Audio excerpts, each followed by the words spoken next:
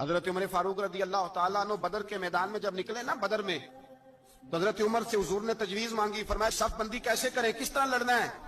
جناب عمر فاروق رضی اللہ تعالیٰ عنہ کہنے لگے حضور یہ جتنے آئے ہیں نا کافر لڑنے، یہ کسی کا کوئی چچا لگتا ہے، کسی کا کوئی ماموں لگتا ہے، کسی کا بھائی ہے، کسی کا بیٹا ہے، تو محبوبہ صف بندی کی کیا ضرورت ہے؟ جو میرے رشتہ دار ہیں میرے حوالے کریں، میں گردنیں کاٹ کے آپ کو دیتا ہوں، جو ابو بکر کے رشتہ دار ہیں وہ ابو بکر کے حوالے کریں، وہ گردن کاٹ کے دے، جو علی کا کچھ لگتا ہے وہ علی کے حوالے کریں، ہم دنیا کو بتائیں گے کہ اشداء علی الکفار۔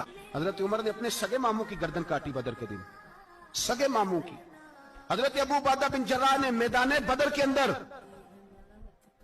جب جنگ کا طبل بجا، حالات بگڑے، جناب ابو عبیدہ بن جراح کہتے ہیں تاریخ نے ایک عجیب موڑ پہ مجھے لا کے کھڑا کیا۔ آپ فرماتے ہیں میرے لیے اللہ نے جو آزمائش رکھی وہ سب سے بڑی رکھی۔ فرمانے لگے جب میں میدان میں نکلا تو کافروں نے میرے سامنے جس کو لا کے کھڑا کیا وہ میرا سگا باپ تھا۔ اب فرماتے ہیں اب مشکل بن گئی، فرمانے لگے اب میرے لیے سامنے باپ ادھر بیٹا۔ اب فرماتے ہیں دو رستے تھے، باپ بچاؤں یا رسول اللہ کا دین بچاؤں۔ ایک منٹ تھا فیصلہ کرنے کے لیے کہ ابا بچے گا یا دین بچے گا، کفر بچے گا یا اسلام بچے گا۔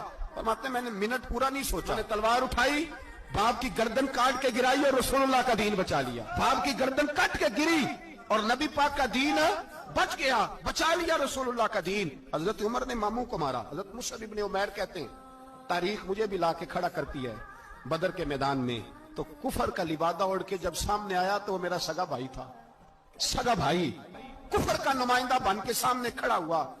مجھے اکٹھے کھیلنا بھی یاد تھا، مجھے ایک برتن میں روٹی کھانا بھی یاد تھا، ایک ماں سے لوریاں سننا بھی یاد تھا۔ فرماتے ہیں یہ سارا کچھ یاد تھا، پر اسلام کے حق میں دیا ہوا خطبہ جو محمد عربی نے دیا تھا وہ بھی مجھے یاد تھا، مجھے رسول اللہ کی بتائی ہوئی باتیں بھی۔